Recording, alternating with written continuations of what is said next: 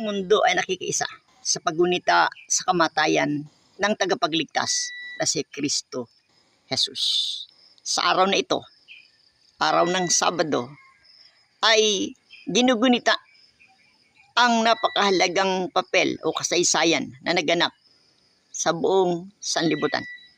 2,000 taon na halos ang nakakaraan nang si Kristo ay mamatay sa pamamagitan ng pagpapako sa cross.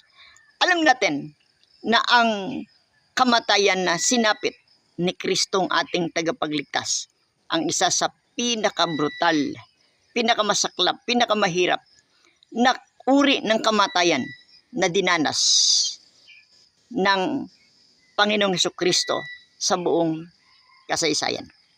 Binabanggit ng salita ng Diyos sa Isaiah chapter 53 na kung titingnan si Kristo ng